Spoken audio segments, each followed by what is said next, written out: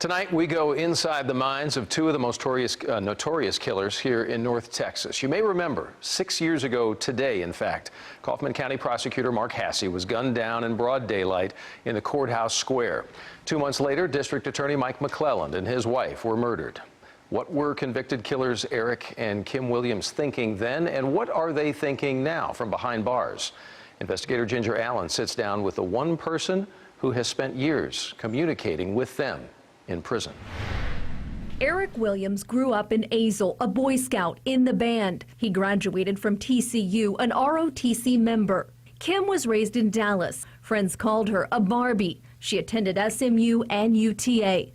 The two met in the late 90s and married in 1998. Breaking news right off the top. And 15 years later, they thrust themselves into the national spotlight. Kaufman County DA Mike McClelland and his wife were found dead in their home, committing what true crimes writer Kathryn Casey calls one of the 3 most notorious murders of the century. You don't kill prosecutors and a prosecutor's wife. I mean, and this is something that we hear about happening in other countries, but not in the U.S. Eric and Kim Williams have turned down every interview request except Casey's. She told them she was writing this book. Tell me what it was like to sit there with him. Eric was actually pretty pleasant to talk to. He has a really good, dry sense of humor. Did he show any remorse? No, Eric remains steadfast that he didn't kill anyone. But Kim tells a whole different story. Kim tells the story. And the story began right after Kaufman County convicted Eric Williams for stealing $600 worth of computers, a move caught on camera. Williams created a hit list, taking revenge on those who he says ruined their lives. He came home and told her that Mark was going to be first and he had it planned. And he started talking about Tombstone. We're here to disarm you. Throw up your hands. The gun battle happens just off the main square. He showed up that day dressed all in black, Eric did, just like the characters in that movie. We have team coverage of the shooting that has shocked the town of Kaufman. He loved the news coverage. Kim said he was on his computer and on the TV all the time watching the news coverage. Eventually growing paranoid that detectives had bugged his house, he did something rather unusual with Kim and a deck of cards. He would holler into the pantry and he would hold up the king for Mike McClelland and the queen for Early Wiley, and then debate back and forth about who he was going to kill next. On March 30th, dressed in costume again, Eric gunned down District Attorney Mike McClelland and his wife Cynthia in their home. And he would say, "I didn't kill those people." You know, he never admitted any of it. At the time, Kim was sick and says Eric kept her so high on liquid morphine she could not think straight. Now, behind bars, it's all clear. Kim cried quite often, actually. She was very emotional. She talked about how she could have stopped it. I think Cynthia always bothered her, and a couple of times during our talk she'd say to me, "You know, that old lady didn't do anything to deserve this." What did she look like? She looked fit. Her eyes were really clear.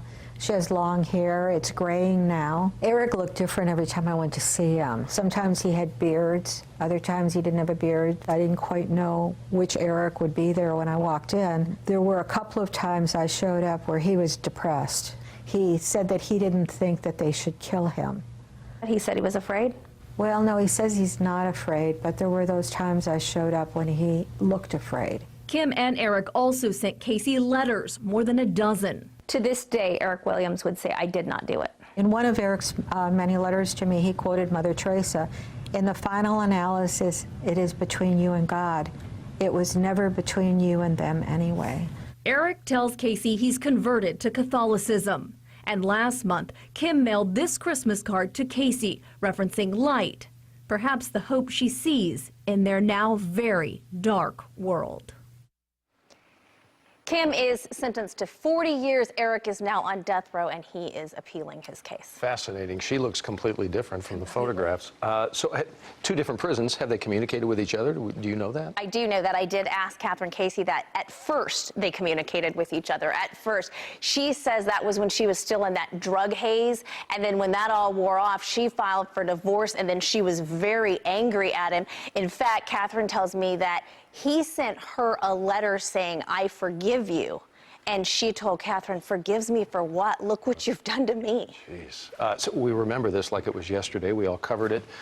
For you, a little deeper on the personal side, though, I know based on your reporting on this. Yeah, I don't remember if I ever told you this story, but one, because 3 wonderful people were killed, but it's hard to talk about. My producer and I, at the time, sat down with Mike McClellan just days before he was murdered.